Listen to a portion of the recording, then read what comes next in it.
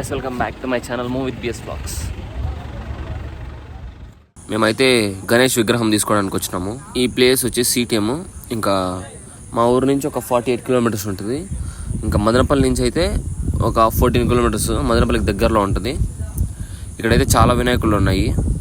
ముందు మేము వచ్చినాము, అప్పుడు వచ్చేసి ఇట్లా షెడ్స్ ఉంటాయి కదా, అలాంటివి ఒక 2 ఉన్నాయి.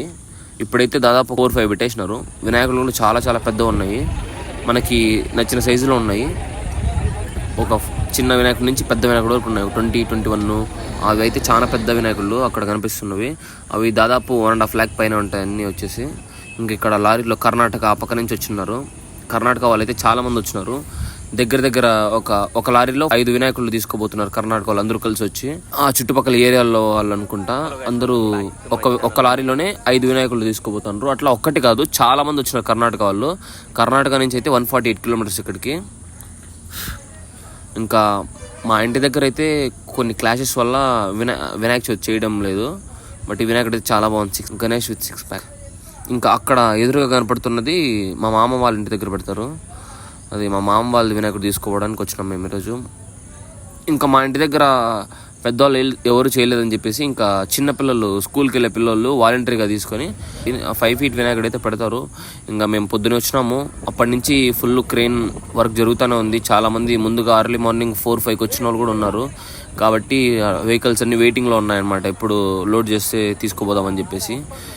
ఇంకా మేము కూడా వెయిట్ చేసి ఇంకా ఆఫ్టర్నూన్ అయిపోయి ఇంకా తినేసినాము. ఇప్పుడు మేము వెళ్ళి ఇంకా అడగాలన్నమాట, అదే క్రెయిన్తో అయితే తీసి పెట్టమని చెప్పేసి. కానీ చాలా మంది ఉన్నారు ఇక్కడైతే. వినాయకులు చాలా బాగున్నాయి చూడ్డానికి.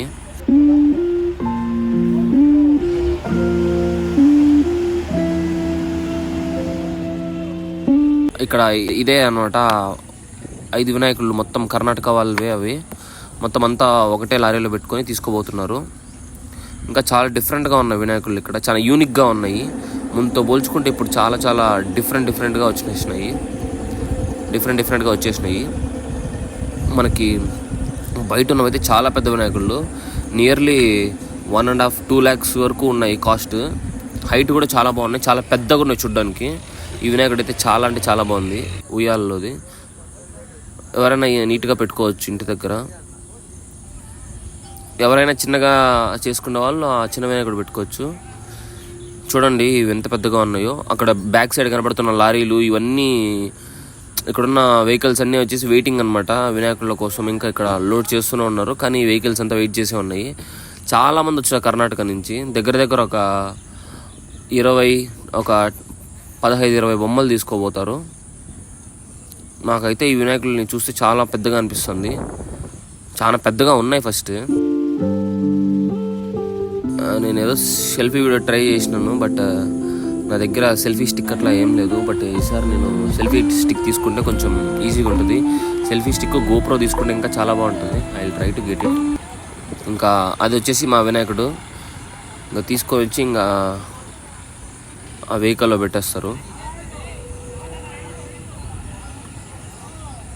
అక్కడ వెనకాల రాసినారు కదా JKC అని చెప్పేసి, JK కాలనీ అని చెప్పేసి. అది ఈ వినాయకుడు వచ్చేసి 12.5 feet. ఎందుకంటే మా ఊరిలో పర్మిట్ వచ్చేసి 14 feet వరకే అనమాట.